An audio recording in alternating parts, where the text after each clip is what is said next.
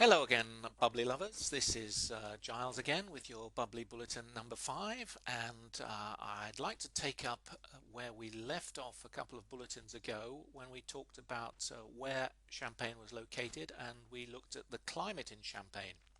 Now, the climate is only one element in what the French call terroir.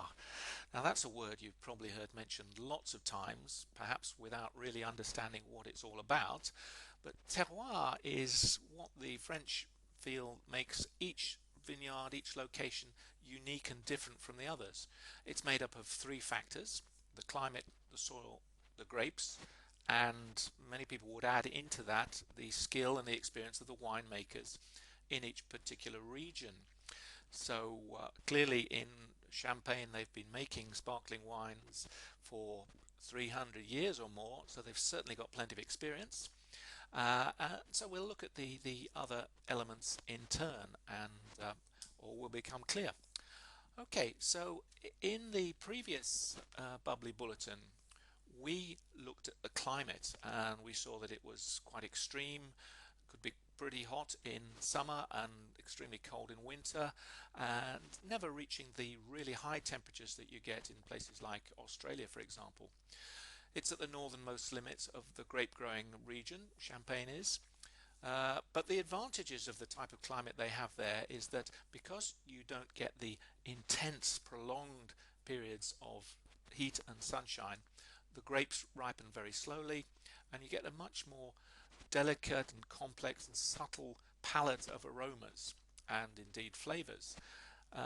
The second advantage of not having such a really hot climate is that you get sugar in the grapes. Obviously they need sugar to ripen, but the grapes always retain a certain level of acidity, which is what gives Champagne its distinctive freshness, dryness.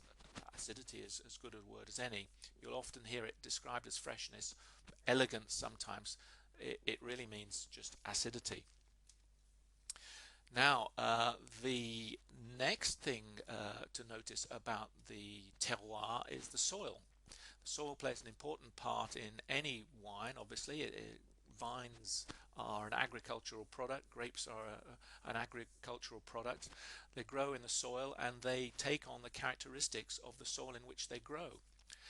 So in Champagne, it says on this slide that the soil is partly chalk. Well, in actual fact, it's largely chalk. There's a very thin layer of topsoil that the vines grow in, and that doesn't really bring them much in the way of nutrition. And as we saw, that's not a problem because vines under stress produce more grapes and less leaves and wood. So the fact that there's little nutrition in the soil itself is not necessarily a bad thing. But the soil, underneath the soil, there's this huge layer of chalk, sometimes as much as 250 meters deep. And this is really what you could call the secret weapon of Champagne. It plays an important role in several respects. It's porous, which means that the rain seeps down through the soil first of all, and then through the rock, and that means that there's plenty of water held in pockets deep underground where the vines can tap into using their roots, which go quite deep. But it also means that the roots of the vines don't get waterlogged. Vines hate soggy soil. They grow best and produce the best results in fairly arid conditions, relatively arid anyway. Now, the other important feature of chalk is that it acts, if you like a storage heater, like a radiator. It absorbs the sunshine during the day and releases it at night time to warm the vines. The vines are deliberately not grown very tall, so they stay close to the ground and close to this source of heat, which is the chalk. And it also has the same effect that chalk does throughout the growing season, so that even when the heat of the sun is wearing off a bit towards September, the heat that's been absorbed through the previous summer months is still being gradually released and keeping those vines nice and warm so that the ripening can still continue and allowing the ripening season to go on longer than it would otherwise do. So that's the role of chalk in Champagne, and incidentally, the bed of chalk that you find underneath the Champagne region extends right up through southern England, which is why many people are saying that southern England is and certainly will be a great area for growing great sparkling wines, and some of them are already beginning to come onto the market. Moving on, though, we'll look at the third element in terroir, and that's the grapes. Now, some of you may know this, others may not, but that you're only allowed to use 3 grapes to make champagne. Those grapes are Chardonnay, Pinot Noir, and Pinot Meunier. Chardonnay is the only white grape of those 3, and you can see on the right hand side of the graph that it's roughly 26% of the vineyards are planted with Chardonnay. These percentages obviously vary slightly as new vineyards get planted and old ones pulled up, but pretty much accurate from year to year. Pinot Noir and Pinot Meunier have roughly the same amount of planting at about 37% each. I think that should make 100%, hope so. You've heard of Chardonnay and Pinot Noir, I'm sure. They're grown all over the world. Pinot Meunier is more peculiar to the Champagne region, and it has a particular role. So let's take a look on the next slide at what each grape brings to the Champagne blend. Here we are. Chardonnay, as I say, it's the only white grape, and as you can perhaps imagine, it brings slightly more delicate elements and features to the resulting wine. This word we've called freshness before. It's acidity, sometimes called elegance. It's what makes champagne really stand out on your tongue, gives it a little bit of a tingle.